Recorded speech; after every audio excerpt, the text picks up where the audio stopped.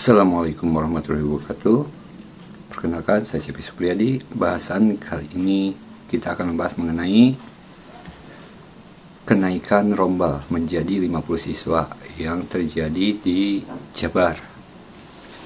Keputusan gubernur ini atau edaran dari Bapak Gubernur kita, yaitu Pak Deddy Mulyadi, yang merubah sekolah negeri yang dulunya maksimal penerimaan murid yang 36 sekarang menjadi 50 murid dalam satu rombel. Nah, ini menimbulkan gejolak yang sangat luar biasa, terutama bagi sekolah negeri dan juga sekolah swasta. Kenapa bisa menimbulkan gejolak? Yang pertama, saya melihat dari keefektivitasan dari pembelajaran tersendiri. Bagaimana di kelas tersebut, dalam satu kelas yang biasanya 36, bahkan kalau dulu itu di kisaran 20 siswa sampai 30 maksimal, dan sekarang naik ke 36. Kalau hanya dinaikkan sampai 40 siswa, mungkin tarapannya masih terbilang normal. Kalau seandainya maksimal peserta didiknya di angka 40 siswa, mungkin suasana di kelasnya masih bisa terkondisikan dengan baik. Tetapi kita lihat seandainya di satu rombel itu sampai 50 siswa.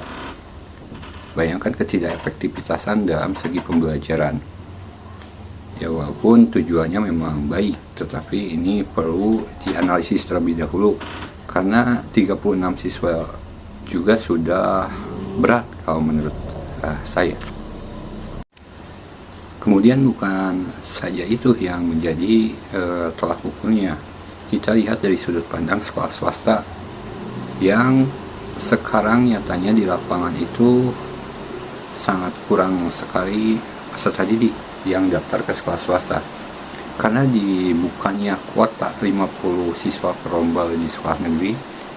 Sekolah swasta mengalami penurunan kuota peserta yang biasanya di standar 30, sekarang bahkan untuk target 100% itu jauh sekali. Masih ada yang 40%, masih ada yang 20% malah. Ada salah satu sekolah swasta yang hanya baru siswanya di angka 30, bahkan satu jurusan ada yang baru mendaftar 3 siswa. Nah, ini kebijakan ini seharusnya mulai dianalisis terlebih dahulu. Jangan asal buat kebijakan tetapi tidak melihat kondisi di lapangan seperti apa. Kemarin sudah ada banding dari pihak FKSS Jawa Barat dan ditayangkan juga oleh Hotman Paris ya. Dan kita tunggu hasilnya nanti seperti apa.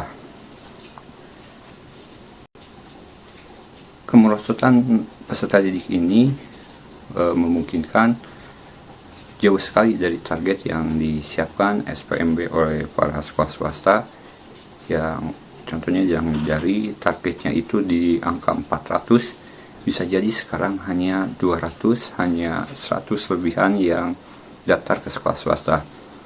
Hal ini tiada lain dari kebijakan yang 50 siswa per rombel tersebut. Ditambah lagi sekarang ada aturan yang siswa layak, yang tidak layak atau siswa yang tidak mampu itu sekarang ada aplikasinya khusus yang sekolah negeri bisa memanggil kembali. Walaupun tidak diterima di sekolah negeri, lalu daftar ke sekolah swasta. Nah, seandainya tidak diterima sekolah negeri ini, masih ada harapan untuk dipanggil kembali ke sekolah negeri. Ini banyak terjadi di lapangan setelah siswa tersebut gagal di daftar di sekolah negeri, mereka daftar di sekolah swasta.